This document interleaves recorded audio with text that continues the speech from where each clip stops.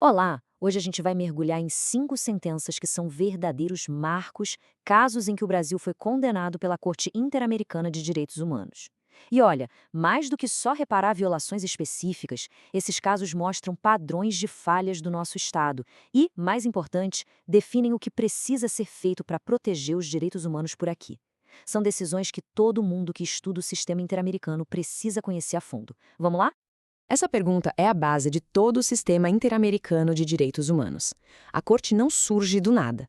A atuação dela é subsidiária. O que isso quer dizer? Que ela só entra em campo quando fica claro que os recursos aqui dentro do país não funcionaram ou nem sequer estavam disponíveis.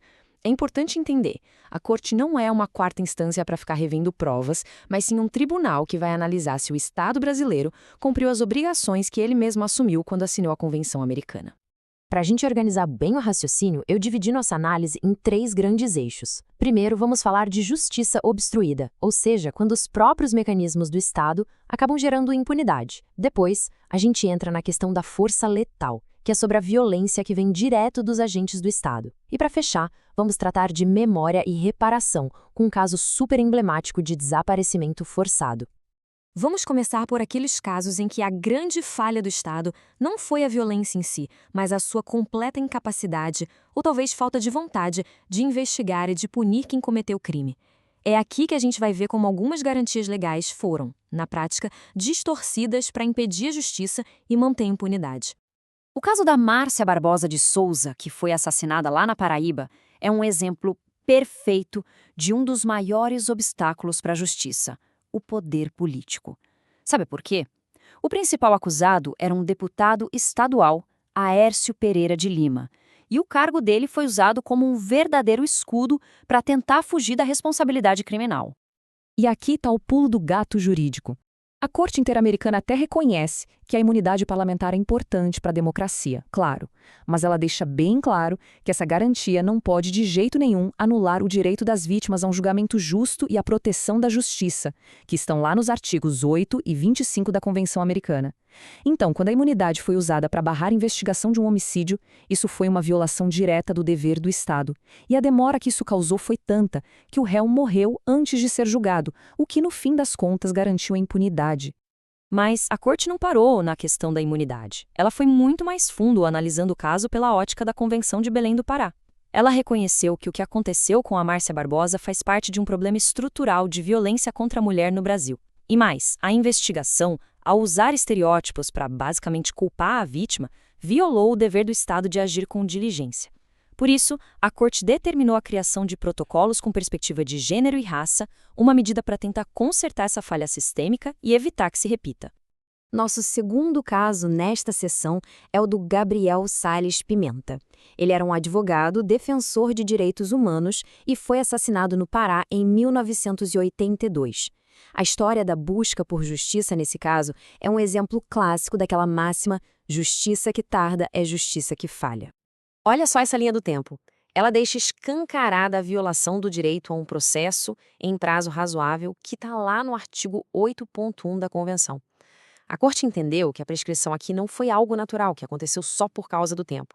Não, ela foi o resultado direto da lentidão, da inércia do Estado, que simplesmente falhou no seu dever de investigar direito e, com isso, deixou a impunidade acontecer pela via da prescrição.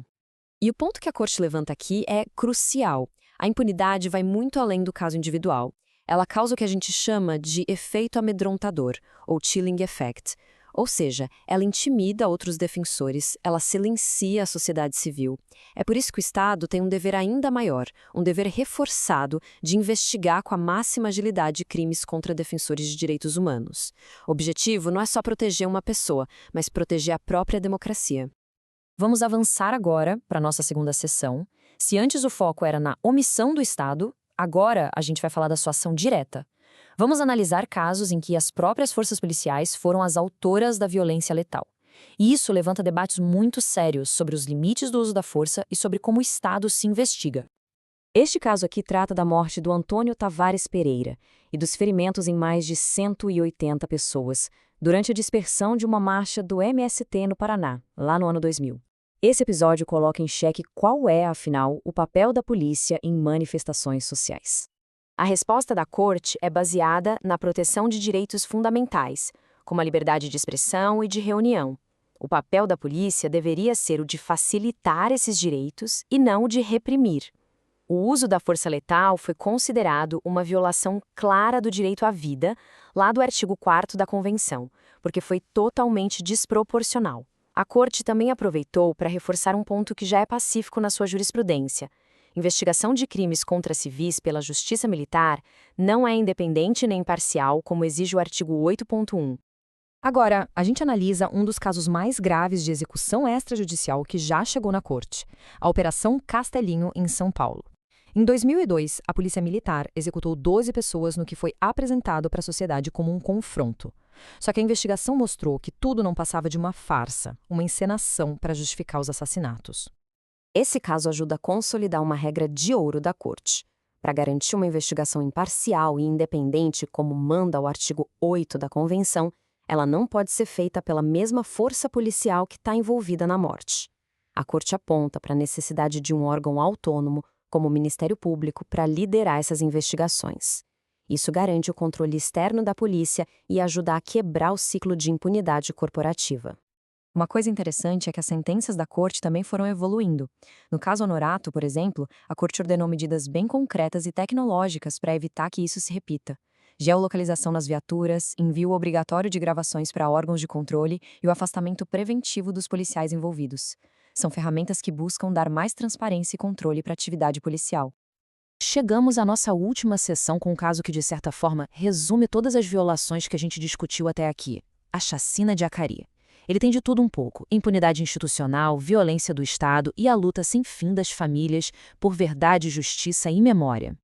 11. Esse é o número de jovens que foram levados de um sítio em Magé, em 1990, por policiais militares. Eles nunca mais foram vistos. O desaparecimento forçado é o que a gente chama de crime continuado, uma violação que não acaba, que se repete a cada dia que passa sem uma resposta. 34 anos. Foi o tempo que as famílias esperaram por uma sentença internacional. É uma vida inteira de angústia, causada não só pelo crime em si, mas pela negligência contínua do Estado, que não investigou, não localizou os corpos e não puniu os responsáveis. Esse caso, que foi julgado como Leite de Souza e Outros versus Brasil, é uma tragédia com muitas camadas. A Corte reconheceu o desaparecimento forçado, a violência sexual que algumas das vítimas sofreram, o assassinato de 2 das mães de Acari por causa da sua busca por justiça e o descaso total do Estado na investigação. E reforçou: enquanto não se souber o paradeiro das vítimas, o crime continua acontecendo. Uma das ordens mais importantes da Corte aqui é estrutural. O Brasil foi condenado a criar um tipo penal autônomo por desaparecimento forçado. Por que isso é tão crucial? Porque ter um crime específico na lei reconhece a complexidade e a natureza continuada desse ato, facilita a investigação, afasta prazos de prescrição que não fazem sentido e garante que os responsáveis sejam punidos pela violação completa que cometeram. Quando a gente olha para esses 5 casos em conjunto, fica muito claro que existem padrões. Não estamos falando de incidentes isolados, mas de sintomas de problemas sistêmicos que a Corte Interamericana vem apontando para o Estado brasileiro há muito tempo. Esse slide aqui resume as determinações que já viraram jurisprudência constante para o Brasil. A gente vê sempre a mesma coisa: a necessidade de investigações independentes, principalmente em casos de violência policial, o fim da competência da Justiça Militar para julgar crimes dolosos contra a vida de civis, a obrigação de incorporar as perspectivas de gênero e raça, a proteção de ativistas e a garantia de que crimes contra a humanidade não podem prescrever. E tudo isso nos leva a uma pergunta final. Essas sentenças, que chegam décadas depois dos crimes, elas são um ponto final, o encerramento de um capítulo doloroso, ou será que elas deveriam ser vistas como um ponto de partida, como um mapa que mostra o caminho para uma transformação real e profunda das nossas instituições? A resposta, na verdade, está no dever de cada juiz, promotor, defensor e policial de fazer o chamado controle de convencionalidade. Isso significa garantir que as nossas leis e práticas estejam alinhadas com a Convenção Americana e com o que a Corte decide. Cumprir essas sentenças não é uma escolha, é uma obrigação jurídica que tem o poder de transformar a dor do passado em um roteiro para um futuro com mais direitos humanos. Obrigado.